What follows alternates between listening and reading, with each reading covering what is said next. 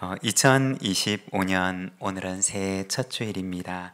우리 옆에 계신 분들과 함께 인사를 나누겠습니다. 새해 하나님의 복 많이 받으세요. 새해 하나님의 복 많이 받으세요. 네, 2025년 새해 가정과 일터에 하나님의 복이 가득한 한 해가 되시기를 바랍니다.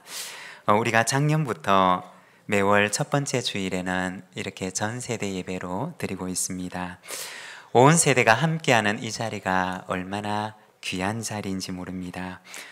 올해 전 세대 예배 때는 주제를 하나 정했는데, 아름다운 믿음의 자취를 따라 라는 이 주제를 가지고 믿음의 삶을 살아갔던 성경의 인물들을 우리가 함께 말씀을 묵상하는 시간을 가지고자 합니다. 그래서 상반기에는 제가 어떤 인물들을 함께 나누면 좋을까 생각을 했는데, 우리 상반기에는 에녹처럼 하나님과 동행하라, 모세처럼 내 신을 벗어라, 여호수아처럼 강하고 담대하라, 사무엘처럼 기도하라, 다니엘처럼 뜻을 정하라. 우리 상반기에는 이런 제목들을 가지고 우리가 성경 속에 살았던 그 믿음의 선배들의 자취를 우리가 함께 묵상하고 또 나누는 시간이 되기를 원합니다. 성경의 인물들을 보면서 그 믿음의 자취를 따라갈 수 있는 우리 다음 세대들과 그리고 우리 부산진교회 모든 믿음의 가족들이 되시기를 바랍니다. 오늘은 창세기 5장 말씀을 통해서 그 첫 번째 에녹처럼 하나님과 동행하라는 제목으로 말씀을 함께 묵상하고자 합니다. 우리가 가지고 있는 성경책 창세기 5장에 보면 제일 위에 제목이 하나 붙어 있습니다. 혹시 성경책을 가지고 오신 분들은 제목이 뭐라고 되어 있으신가요? 제가 가지고 있는 성경책을 보면 그 5장 위에 제목이 하나 붙어 있는데 아담의 계보라는 제목이 붙어 있습니다. 아담의 족보, 아담의 후손들의 이름을 이 5장에 기록을 하고 있습니다. 창세기 5장 1절에서 5절까지 말씀을 조금 쉽게 번역된 우리말 성경 번역으로 보면 이렇게 기록되어 있습니다. 아담의 역사에 대한 기록은 이렇습니다. 하나님께서 사람을 창조하실 때 하나님의 형상을 따라 만드셨습니다. 하나님께서 그들을 남자와 여자로 만드셨습니다. 그들이 창조되던 날에 하나님께서 그들에게 복을 주시고 그들의 이름을 사람이라 부르셨습니다. 아담이 130세에 자기의 모양을 따라 자기의 형상대로 아들을 낳고 그 이름을 셋이라고 불렀습니다. 셋을 낳은 후 아담은 800년을 더 살면서 다른 자녀들을 낳았습니다. 아담은 모두 930년 동안 살다가 죽었습니다. 하나님의 형상을 따라서 아담이 지음을 받고 또 아담은 자신의 형상을 꼭 닮은 셋이라고 하는 자녀를 낳게 됩니다. 그리고 이어지는 말씀을 보게 되면 이후에 아담의 후손들의 이름이 쭉 기록되어 있는데, 성경을 보면 아담, 셋, 에노스, 게난, 마할랄렛, 야렛, 에녹, 무두셀라, 라멕, 그리고 노아까지 기록을 하고 있습니다. 여러분 혹시 방금 열거된 인물들 이름들 가운데 혹시 들어본 이름이 있으신가요? 네, 우리가 간혹 성경을 보게 되면 이렇게 이름들이 쭉 기록되어 있는 것들을 보게 됩니다. 언젠가 재미있는 이야기를 들은 적이 있는데, 어떤 할머니가 손주의 전도를 받아서 교회를 다니기 시작하게 되었다고 합니다. 손주가 너무너무 기뻐서 할머니에게 성경책을 선물로 사드렸다고 합니다. 할머니는 그 마음이 고마워서 열심히 성경을 읽기 시작했습니다.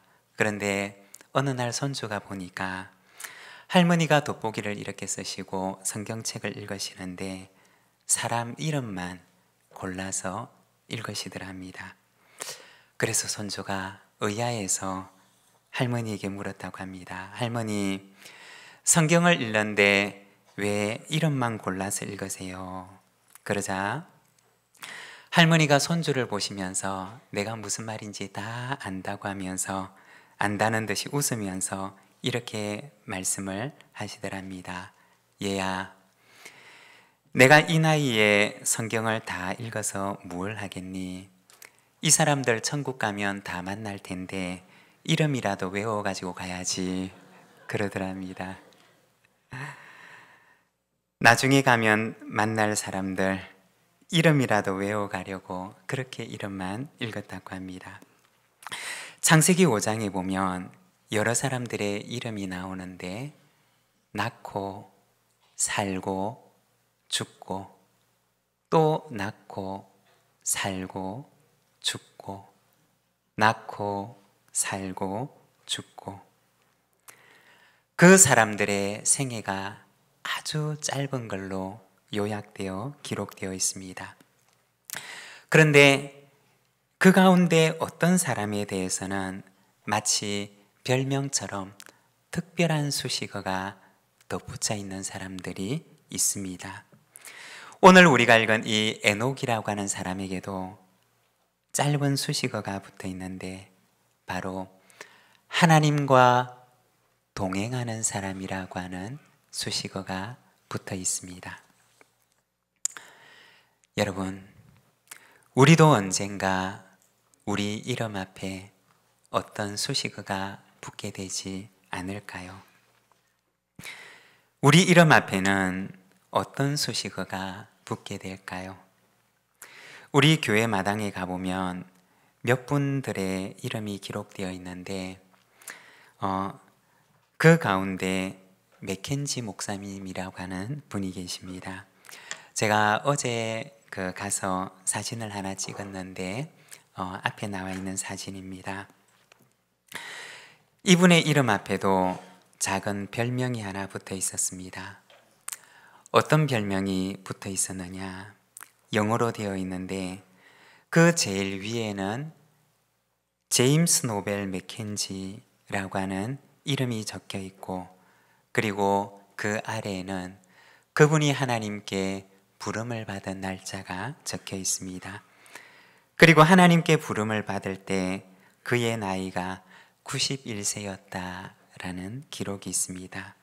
그리고 마지막 제일 아래에는 영어로 Friend of Korea Leppers라고 하는 영문이 기록되어 있는데 이 말은 한국 나환자들의 친구라는 뜻입니다. 이분은 한국에 선교사로 와서 의지할 데 없는 나환자의 친구로 살아갔던 것입니다. 여러분, 언젠가 우리 이름 앞에도 이런 수식어가 붙게 될 날이 오지 않을까요? 바로 그때 내 이름 앞에는 어떤 수식어가 붙게 될까요? 오늘 창세기 5장에 나와 있는 이 에녹이라고 하는 사람의 이름 앞에도 짧은 수식어가 붙어 있는데 하나님과 동행하는 사람이라는 수식어가 붙어 있습니다. 하나님과 동행한다고 하는 것은 무엇일까요? 먼저 첫 번째는 시대를 거스르는 용기입니다. 우리 같이 한번 읽어보겠습니다. 시대를 거스르는 용기. 에녹이 살았던 시대는 어떤 시대일까요? 유다서 1장 14절에서 16절 말씀에 보면 그 시대에 대해서 말씀을 합니다. 아담의 7대 손 에녹도 이들에 대해 이렇게 예언했습니다. 보라, 주께서 그의 수만 성도들과 함께 임하셨으니 이는 모든 사람을 심판하시고 그들의 경건하지 않게 행한 모든 불경건한 행실과 경건하지 않은 죄인들이 주를 대적해 말한 모든 모욕적 언사들을 책망하시려는 것이다. 이들은 원망하는 사람들이며 불평하는 사람들이며 자기의 정욕을 따라 행하는 사람들이며 교만한 것을 말하는 입을 가진 사람들이며 자기의 이익을 위해 안면몰수하고 아첨을 떠는 사람들입니다. 아멘. 이 유다서 말씀을 보게 되면 원망하고 불평하고 또 정욕을 따라 행하고 교만하고 자기의 이익을 위해서 살아가는 불경건한 시대가 바로 에녹이 살아가던 시대였다고 이야기를 합니다. 이 에녹은 아담부터 계산을 해보면 아담의 7대 손에 해당하는 사람이었습니다. 다시 말해서 하나님께서 사람을 만드시고 인류가 시작된 지 10대가 넘어가지 않은 시점이었다는 것입니다. 그런데 이 죄라고 하는 것이 얼마나 빨리 인간의 영혼을 잠시겠는지 노아 때 하나님께서는 말씀하시기를 땅 위에 사람 지으셨음을 한탄했다 라고 말씀을 하십니다. 그리고 창세기 6장 5절에 보면 내가 창조한 사람을 내가 지면에서 쓸어버려야 되겠다 라고 말씀을 하십니다. 이것이 바로 에녹이 살아가던 시대 분위기였다는 것입니다. 그런데 에녹은 마음속에 이런 결단을 하게 됩니다. 이 시대 사람들과는 내가 다르게 살아야 되겠다라고 결단을 합니다. 바로 이것이 하나님과 동행한다고 하는 의미인 것입니다. 하나님과 동행하기 위해서 하나님과 동행하려고 이 시대 사람들과는 다르게 살아가겠다고 하는 결단, 그것이 바로 하나님과 동행하겠다고 하는 결단인 것입니다. 저는 오늘 예배에 참여한 우리 젊은이들에게 또 우리 학생들에게 이런 도전을 하고 싶습니다. 여러분도 에녹처럼 다르게 살겠다고 결단을 해보십시오. 하나님과 동행하기 위해서 이 시대 사람들과는, 내 옆에 있는 사람들과는, 믿지 않는 사람들과는 내가 다르게 살아보겠다고 여러분 한번 결단을 해보십시오. 성경에 보면 에녹이 바로 그런 사람이었습니다.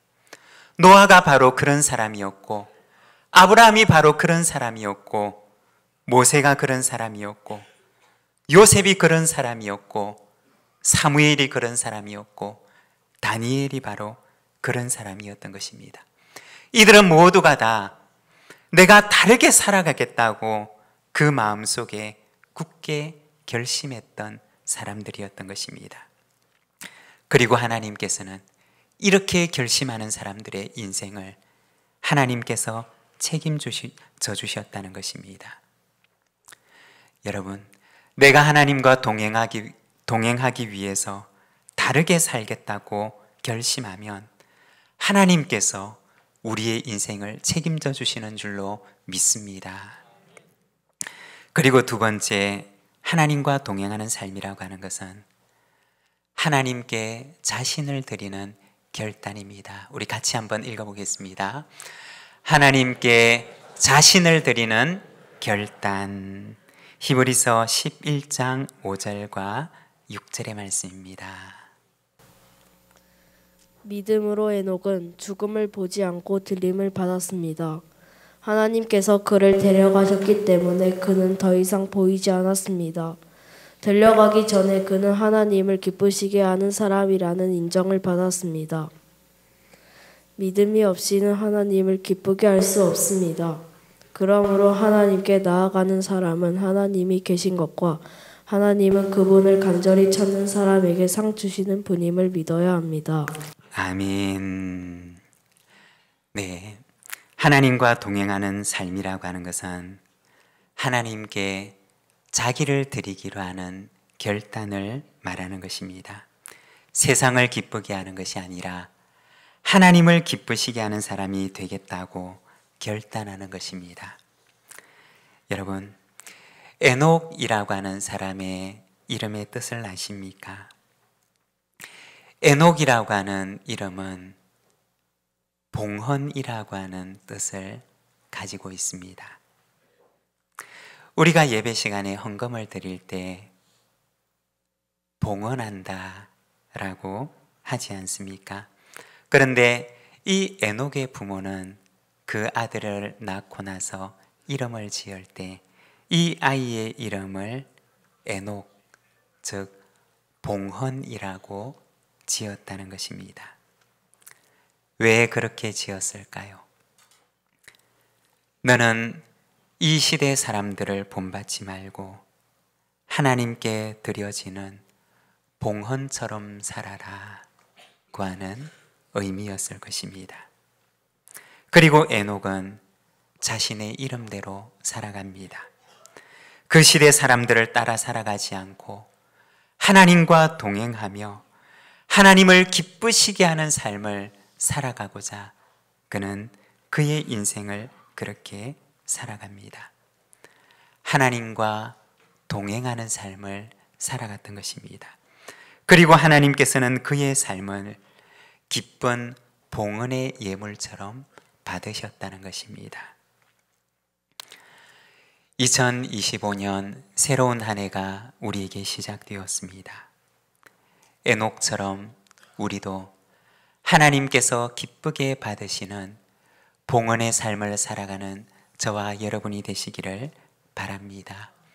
하루가 모여서 한 달을 이루고 한 달이 모여서 한 해를 이루고 한 해가 모여서 우리의 인생을 이루는 것처럼 하나님 앞에 봉헌처럼 살아가는 우리의 하루하루가 모여서 하나님께 드려지는 하나님께서 기쁘게 받으시는 온전한 봉헌의 삶이 될 줄로 믿습니다. 하나님과 동행하는 삶이란 시대를 거스르는 용기입니다. 그리고 하나님께 자기를 드리는 결단입니다. 이 용기와 결단이 저와 여러분에게 함께 하시기를 바랍니다. 오늘 우리에게 주신 말씀을 생각하며 우리 함께 결단의 기도로 하나님 앞에 나아가겠습니다.